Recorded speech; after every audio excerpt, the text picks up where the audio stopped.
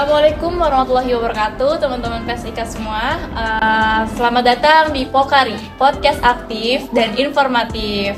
Yeay. Nah, di episode 1 kali ini kita mau ngobrol-ngobrol nih sama kakak keren kali ini. Di sini ada Kak, Aku Laili dan Aku Risma. Oke, jadi di sini ada Kak Laili dan Kak Risma dari angkatan 2021 Ilmu Keperawatan. Nah, gimana Kak kabarnya hari ini? Alhamdulillah baik. Alhamdulillah baik. Aus sedikit nggak apa-apa tapi ya. Kesibukannya hari ini, kali ini ngapain aja Kak? Mungkin kalau kita sama ya kita. Kebetulan hari ini kelas besar. Tadi kita keperawatan apa? Manajemen. Oke. Jadi berarti kuliah aja ya Kak gitu kesibukannya di semester 6 ini. Oke, jadi karena kakak-kakak ini udah semester 6, pasti banyak dong pengalaman-pengalaman yang udah dilewatin dan juga modulnya juga udah banyak kan dilewatin gitu. Nah, ini ada beberapa pertanyaan nih Kak dari angkatan bawah atau adik-adik tingkat kita yang penasaran gimana nih perkuliahan di PSIK ini loh gitu. Karena kebetulan juga mereka itu modulnya beda dari kita, jadi beda kurikulum gitu Kak. Nah, ada beberapa pertanyaan, jadi langsung aja ya Kak. Boleh ke pertanyaannya? Boleh. Oke, pertanyaan pertama itu ada modul paling gampang menurut kakak apa nih? Boleh dari Kak Laili dulu. paling gampang. Ya. Apa ya? Paling gampang menurut aku Semua gampang kalau menurut Laili kayaknya ya. Boleh. apa ya? Promkes mungkin. Itu promosi kesehatan ya Iya, Kak? promosi kesehatan. Jadi kan gak begitu sulit dan menurut aku itu cukup seru karena ya penyuluhan gitu, cara ngedukasi, nggak terlalu banyak tindakan-tindakan yang kita pelajarin ya, tapi tentang kesehatan juga gitu. Jadi Promkes menurut Kak Laili. Iya. Menurut Kak Risma gimana? Yang paling gampang. Semua ada susahnya lagi, ada gampangnya sendiri. Tapi kalau menurut aku yang paling gampang itu komunitas ya. Balik lagi karena tadi Oh, iya. mirip-mirip ya mungkin sama Promkes, kayak nggak ada praktek steril, nggak steril gitu ya. Kalau di OSCE takutnya diteriakin gitu kan. Kalau kita kan lebih kayak ke preventifnya gitu ya, edukasi, posbindu, posyandu kayak gitu. Jadi menurutku lebih easy daripada modul-modul lain lah. Lebih gampang. Iya, berarti menurut Kak Risma keperawatan komunitas. Oke. Tadi Kak Risma bahas nih apa ya? OSCE gitu kan Kak? Takut banget. Nah, kalau OSCE sendiri itu kan itu praktik ya Kak, kayak ujian praktik gitu ya. Nah, dari kakak-kakak sendiri ada nggak sih tips-tipsnya buat ngadepin OSCE ini gimana aja? Mungkin sekarang gantian dari Kak Risma dulu. Oke. Kalau OSCE sih nggak ada tips khusus, pastinya belajar aja dari apa tuh namanya, kayak urutannya SOP, gitu ya, SOP-nya aja. Tapi nggak usah kayak dihafalin banget, nanti pas maju diliatin dosennya malah satu lupa semua gitu ya. Pokoknya belajarnya kayak seperlunya aja. Terus juga kalau misalnya kan belajar orang beda-beda ya, ada yang dibaca doang udah bisa, terus ada juga mungkin yang belajar sambil dipraktekin, itu juga jadi bisa nyoba gitu kan. Sebelumnya juga bisa belajar sama teman biasanya sebelum masuk ruangan, jadi pas di dalam udah nggak terlalu deg-degan lagi. Tapi ya belajarnya secukupnya aja. Kalau dari aku mah nggak usah kayak belajar mulu setiap jam, nggak usah juga gitu. Itu aja sih. Jadi bertahap gitu bertahap belajarnya. aja. Kalau dari Kak Laili ada nggak tipsnya buat OSCE? Kalau aku mungkin sama juga ya, yang penting intinya kita tahu gitu tindakan apa inti yang mau dipelajarin, karena sisanya kayak terapeutiknya tuh sama aja. Waktu kita fase orientasi sama fase terminasi itu sama aja, tapi waktu fase kerjanya yang bakal kita pahamin gitu, lebih kita dipahamin sih, karena itu yang lebih nempel ya dibanding ngapal banget tapi tiba-tibanya ngeblank gitu, mungkin lebih dipahamin gitu.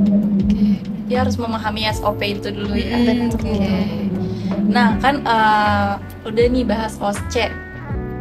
Kan kalau OSCE itu kayak simulasi ya Kak, buat kayak praktek di lapangannya. Iya. Nah kita sekarang bahas ke prakliniknya nih Kak. Iya. Gitu. Jadi buat praklinik ini nih ada pertanyaan. Apa aja sih yang harus disiapin buat praklinik ini? Boleh dari Kak Laili dulu. Kalau praklinik itu kan kalau di kurikulum kita ya, itu setiap semester beda-beda tergantung stasenya yang pertama. Terus kalau misalkan apa yang perlu disiapin, nanti tuh bakal ada pengarahan dulu dari dosen pengampus stase itu, misalkan stase bedah gitu ya, keperawatan medikal bedah. Nah itu nanti dari dosennya apa yang perlu disiapin, tugas apa aja yang perlu nanti kita kerjain. Nah itu yang kita siapin. Terus juga misalkan tergantung dari RS-nya nanti pakai seragam apa, pakai seragam dari UIN atau pakai scrub yang perawat umum kayak gitu. Itu juga perlu disiapin untuk pakaian. Terus mungkin apa ya, tugas, pakaian, terus juga paling yang perintilannya kayak handscoon itu bisa disiapin dari Mandiri. Masker gitu. Masker, ya itu pokoknya juga APD ya. Pokoknya APD itu dari sendiri biasanya Pak. Ya mungkin itu sih. Buat yang Karisma gimana nih? Ada Oke. nggak tips-tipsnya? Ada sih, mungkin nyambung dari Aili tadi udah dibahas yang harus disiapin alat-alatnya gitu ya. Mungkin ditambahin sedikit dari aku tuh nyiapin mental juga ya, karena Oh iya. agak stamina juga ya kita di rumah sakit tuh, apalagi kalau ini angkatan kita sih, nggak tahu kalau angkatan berikutnya. Kita tuh kemarin dapetnya jumping shift gitu. Kalau yang ada beberapa yang jumping shift, jadi shift pagi, shift siang itu kan tidurnya agak sebentar doang, ditambah lagi ngerjain tugas. Menurutku tuh staminanya harus oke juga gitu. Jangan sampai di rumah sakit tidur, itu kan agak nggak enak juga dilihat anak UIN tidur gitu. Iya betul. Sama nyiapin mental buat responsi ke CI ataupun ke dosen. Itu sih paling tambahan. Oke deh kalau gitu. Nah, tadi kakak udah cerita gimana nih persiapan buat praklinik ya. Nah, ada juga nih yang nanya, Kak, gimana sih rasa pertama kali praktek di RS secara langsung gitu, gimana? Pertanyaan boleh dijawab dari Karisma Oke, deh. boleh, makasih ya. Seneng ya, karena biasanya kalau OST prakteknya ke patung, sekarang prakteknya ke orang, walaupun deg-degan juga karena pada dasarnya setiap tindakan itu sebenarnya harus disupervisi ya, jadi harus nggak buat tindakan sendiri gitu, ada kakak lain yang nemenin. Tapi ya pokoknya so far seneng aja sih, pokoknya lebih asik aja ketemu pasien langsung, jadi terapeutinya nggak kaku, nggak kayak ngomong sama patung gitu. Iya, betul. Kalau menurut aku seru. Oke, menurut Karisma seru nih. Kalau menurut Kak Laili gimana? Iya sama aku juga, seru, deg-degan juga Iya, gitu bener, kan, deg-degan karena juga. kita nggak pernah langsung ke manusia selain waktu kita OSCE misalkan sama teman. Aku pengalaman tuh kemarin aku nginfus. Nah itu benar-benar pertama kali aku nginfus ditemenin sama kakaknya, karena kan kita masih mahasiswa, Iya, benar. bukan profesi Bukan ya, profesi, nggak ya profesi bukan nurse. Kalau nurse mungkin udah dilepas ke pasien, tapi karena kita mahasiswa, jadi pesan dari dosen kita juga untuk didampingi ya Iya, setiap betul. tindakan. Oke. Nah kemarin tuh alhamdulillahnya aku dapet kakak perawatnya yang baik banget, jadi emang nawarin gitu kayak, "Deh mau nggak nyobain gitu Iya. kan?" Kita kan sebenarnya takutnya ya, karena Takut juga ya, belum pernah itu Orang belum kan. pernah, takutnya nggak boleh, takut pasien kenapa-napa. Iya. Ternyata disuruh nyoba juga gitu, kayak nggak apa-apa diliatin gitu. Iya gitu. Kakaknya Terus, baik-baik ternyata gitu. nggak apa-apa coba gitu, akhirnya dicobain lah gitu, walaupun waktu awal pertama kali nyoba tuh aku sempet gagal, tapi kakaknya tuh karena super baik, akhirnya udah nggak apa-apa nanti coba lagi lagi, waktu pasien gitu. ke selanjutnya Iya. gitu. Cuman yang perlu diingat kalau misalkan kita ke praklinik tuh kalau misalkan salah itu gak apa-apa, wajar ya, karena masih Masih belajar. Tapi jangan sampai ngasih trauma ke pasien. Betul. Jadi kalau misalkan sekali udah salah, yaudah nanti di wake up sama si kakaknya, Iya. biar si pasien itu nggak mengurangi kepercayaan ke rumah sakit dan perawat-perawatnya kan. Nah nanti diganti lagi sama pasien lain kalau misalkan mau belajar lagi gitu, sambil didampingi. Jadi seru banget sih, jadi beneran pengalaman. Kayak terjun langsung gitu ya, Iya. lihat lapangan gitu. Oke. Nah tadi udah cerita gimana perasaan pertama kali kan ya. Nah ada nggak sih pengalaman yang benar-benar membekas banget waktu praklinik, terus ada nggak suka dukanya gitu, gimana? Ada dari Karisma gimana ceritanya?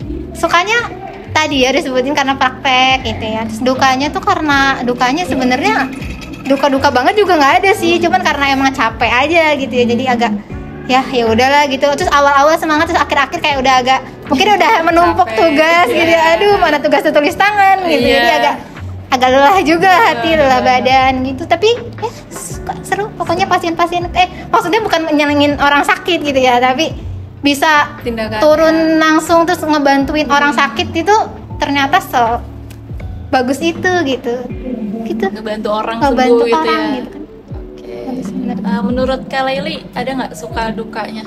Suka duka, kalau sukanya paling waktu stase yang KMB tadi gitu ya, itu bener-bener menurut aku seru banget sih. Dan alhamdulillah waktu kelompok aku kebagian masuk ke ruang Oka. Wah, sayang nggak tuh kebetulan iya, ya? gitu. Oh iya, aku masuk. Kita yang mau dihabis aja. Alhamdulillah aku masuk, dan hari itu ada 3 tindakan. Nah, berarti dari awal sampai akhir di dalam. Iya, dari awal seharian itu tuh full 3 tindakan kita ngelihat dan boleh masuk muka-muka itu. keirian. Muka-muka keirian. Boleh masuk, kita bener-bener lihat dokternya, tindakan sama perawat-perawat yang lainnya gitu, dan itu kayak masya Allah banget, seru. Itu sukanya, dukanya apa ya, sebenarnya nggak bisa dibilang duka sih, karena kan Pelajaran juga. ya gitu. Cuman jadi lumayan berkesan tuh. Jadi ada anak kecil yang setiap ngelihat kita tuh selalu nangis. Betul sekali. Ada juga. Iya, Itu gitu. sebenarnya bukan duka, tapi jadi agak merasa terzalimi Iya, ya. gitu, kayak kayak, baru megang termometer ya, udah nangis. Iya, gitu. Salah lagi. Ujung-ujungnya sih mau, cuman agak nangis dulu aja. Ya, awalnya. gitu. Jadi ya udah Buat akhirnya dulu gitu mundur ya. lagi gitu. Tas apa tuh? Ya itu. Oke, seru sih. itu aja.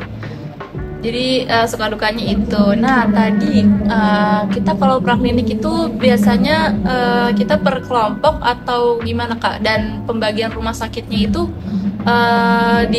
dipilih atau kita milih sendiri gitu, gimana Kak? Menurut dari Karisma? Per kelompok. Tapi kayaknya ini udah kebiasaan di Win ya. Dulu dengar Kacing juga cerita satu ruangan tuh tapi nggak terlalu banyak orang gitu, maksudnya nggak sampai kayak berenam. Kayak kalau di rumah sakit aku berempat, kayak pernah satu ruangan berempat di KMB. Kalau Iya. ini pernah berberapa? Satu KMB satu ruangan 2 orang atau 4 orang? Pernah 4 orang? Aku bertiga. Oh bertiga. Jadi kayak ada yang 4, ada yang 3. iya sebenarnya emang nggak di-set terlalu banyak gitu biar kita nggak ngobrol-ngobrol juga kali ya, Iya, biar kita biar tuh fokus kerja. ke belajarnya gitu. Terus kalau dari pemilihan rumah sakit itu dipilihin sama dosen ini sih, dosen pengampu. Dosen pengampu kliniknya siapa dipilihin, udah ada semua. Rumah sakit mana aja. Jadi per kloter gitu ya Kak, sesuai Iya. NIM atau gimana? Iya, urutan. Urutan sesuai NIM ya. Iya. Oke. Oke kalau gitu, Aku mau nambahin. oke boleh. Kalau dulu waktu aku di RS waktu anak sama mater kan pisah sama KMB. Nah itu tuh aku pisah RS-nya. Oh, Kalau iya. aku doang kan Oh, yang iya. 2 kali RS. Nah RS pertama tuh kayak gitu tadi, jadi per kelompok misalkan 3 atau 4 3 atau orang. 4. Tapi pas yang RS anak sama mater itu aku diacak lagi sama si A-nya. Jadi ya itu sebenarnya Tergantung rumah sakit ya. Iya gitu, misalkan dari dosen udah ngasih nih nama-namanya, nanti dari CI mungkin ada request gitu, misalkan mau diaturnya kayak gini ya gitu. Iya sebenarnya gak apa-apa, dan itu yang penting konfirmasi ke dosen pengampunya. Jadi kemarin tuh aku disimpan per ruangan cuma seorang. Oh, agak menyendiri. Iya. Itu sendiri ya. sumpah pengalaman banget, dan ya jadinya agak diem aja gitu. Cuma jadi harus berani. Jadi harus ngomong. berani sendiri, apa-apa sendiri. Betul. Kalau misalkan kitanya diem-diem terus gak akan dapat apa-apa. Iya. Apalagi kalau misalkan dapat kakaknya yang diem juga, jadi harus kitanya kayak Kak, Kayak inisiatif oh, gitu, iya, kayak nanya iya, gitu. inisiatif sendiri gitu. Sebenarnya kalau kita nanya kakaknya juga pasti mau ngajarin. Iya, Cuman iya, kan beberapa gitu. dari kita emang ada yang ragu untuk bertanya. Nah, Ada yang makanya kalau takut gitu ya. iya, makanya kalau lagi klinik banyak-banyakin nanya aja, nggak apa-apa, kayak dibilang sotoy juga ya udah nggak apa-apa, nanya aja gitu. Berani-beraniin aja gitu ya Iya. Kak. Iya, So yang asik penting aja, dalam masih batas sopan gitu Betul. kan. Oh jadi gitu ya. Tadi udah cerita di RS. Nah ada satu pertanyaan lagi Kak. Ini kayaknya pertanyaan terakhir sih. Nah di RS itu kita udah boleh megang pasien sendiri atau harus ditemenin sama kakak perawatnya, dan itu cuman kita bantuin aja atau kita boleh inisiatif aja gitu Kak? Boleh dijawab dari Kak Laili dulu. Oke, kalau dari pengalaman beberapa klinik kemarin, kita ini kan ada tugas ya. Jadi tugas kita bikin asuhan keperawatan yang kita tuh megang satu pasien misalkan, atau megang berapa pasien gitu, sesuai tugasnya disuruhnya berapa pasien. Nah, dari tugas itu tuh kita harus bener-bener mantau, bener-bener yang kayak tindakan tuh, intervensi itu kita yang lakuin ke pasien itu. Terus juga pokoknya dari awal pengkajian kita harus tahu pasien itu tuh awal masuk kenapa dan sebagainya, sampai bener-bener kalau misalkan pasien itu selesai gitu ya, pulang. Nah, tapi untuk beberapa tindakan kalau misalkan kayak suntik atau misalkan apalagi ya yang lumayan khawatir gitu ya, masih karena kita masih belajar itu, jadi masih didampingin sama kakak perawat seniornya. Tapi kalau misalkan kayak pemberian obat tablet itu kan insya Allah lah ya kita bisa gitu. Yang penting kayak dari kakak perawatnya, ini deh tolong kasih ke ini gitu. Dan itu pasien pegangan kita nih, misalkan ya udah kita masih bisa handle. Terus juga kayak misalkan ganti infusan itu juga kita bisa lah ya gitu. Paling kayak gitu. Kalau misalkan yang pegang pasien sendiri apa enggak ya harus, karena tugas juga. Tapi ya kalau misalkan tindakan-tindakan yang beresiko gitu, beresiko masih didampingi ya. Terus juga misalkan sekalian bagiin obat gitu ya, bagiin obat kayak gitu kan pasti kelewat sama pasien kita ya, pasti ngelewatin gitu. Nah ya udah sekalian, jadi itu kajian. Iya, pengajian sekalian intervensi kita. Iya, sekalian intervensi. Karena kalau ngikutin itu kayak kaku banget gitu ya, tiba-tiba Pak, makanya kan enakan sambil ngobrol, kayak sambil ngasih obat sambil ditanyain tuh Pak gimana tidurnya, udah BAB belum, kan gitu enak ya. Maksudnya kayak sapa-sapa biasa. Kalau misalnya bawa kertas di depan pasien, pasiennya tutup mulut kayaknya ya. Gitu ya. Yang itu aja sih. Gitu aja. Oke, jadi kita harus didampingi gitu ya kalau mau tindakan beresiko gitu. Nah, tadi itu udah pertanyaan penutup kita. Tadi kan kita udah ngobrol-ngobrol banyak nih Kak. Nah, terakhir deh, ada nggak motivasi atau kata-kata semangat buat adik-adik tingkat kita gitu? Mulai dari ini aja dia jago, iya dia motivator dia. Ya Allah. Mungkin kalau dari aku pesannya jangan ragu buat belajar, karena di kelas itu cuman teori-teori aja gitu. Kita nyerap materi, teori, tindakannya waktu di lapangannya. Nah itu bener-bener kalian ambil sebanyak-banyaknya pengalaman, jangan ragu, jangan takut, jangan diem aja. Pokoknya waktu itu berharga banget. Kalau misalkan kalian lewatin cuman buat diem aja, buat kayak datang ke RS ngelaksanain apa yang udah semestinya, tapi nggak banyak inisiatifnya, itu sayang banget. Jadi menurut aku banyakin pengalaman dan harus berani sih, inisiatif juga kayak gitu. Oke deh, itu motivasi dari Kak Laili ya teman-teman. Sekarang motivasi dari Kak Risma. Bener sih kalau motivasi klinik ya, kayak jangan takut gitu, karena juga kakak-kakaknya juga baik-baik juga gitu, mau ngajarin juga gitu. Terus jangan lupa materi yang didapat di kampus jangan dilupakan ya, karena itu berguna juga di praktek. Nanti kalau ditanyain apa-apa nggak bisa jawab, nah agak berabe juga. Jadi pokoknya harus balance antara pelajaran di kampus sama yang di lapangan juga harus sesuai juga. Terus juga maksudnya gali pengalaman sebanyak-banyaknya gitu, karena ada beberapa yang mungkin kita tindakannya belum diajarin di kampus ya, tapi di lapangan tuh udah ada kayak phlebotomi, terus kayak mungkin dia tadi pernah masuk ruang operasi, kan di sini mungkin nggak diajarin gitu, cuma sampai steril aja gitu kan. Kalau di sono ada gitu, ada contoh langsungnya. Terus kita kayak phlebotomi, kayak hemodialisa gitu kan, kalau misalnya kita tahu dan kita bisa nyoba, itu menurutku keren banget gitu. Bisa sambil belajar, jadi ambil pengalaman sebanyak-banyaknya. Jadi jangan takut belajar gitu. Iya, jangan takut salah. Oke deh, itu tadi motivasi dari Karisma. Nah, kita udah berada di segmen terakhir nih teman-teman. Jadi segitu dulu untuk pertanyaan ngobrol-ngobrol bareng sama kakak-kakak yang keren ini. Terima kasih ya Kak Laili dan Karisma. Terima kasih sudah menyempatkan waktunya. Jadi itu pesan-pesannya yang harus didapat dari Kak Laili dan Karisma, itu bagus-bagus banget. Jadi jangan lupa buat subscribe channel HMPS IK dan like dan komen postingan yang baru upload ini. Oke? Sekian untuk episode 1 kali ini. Jadi jangan lupa untuk tetap stay tune di episode 2 karena pasti bakalan lebih seru lagi. Dan terima kasih semua sudah menonton. Terima kasih semua. Dadah. Bye-bye.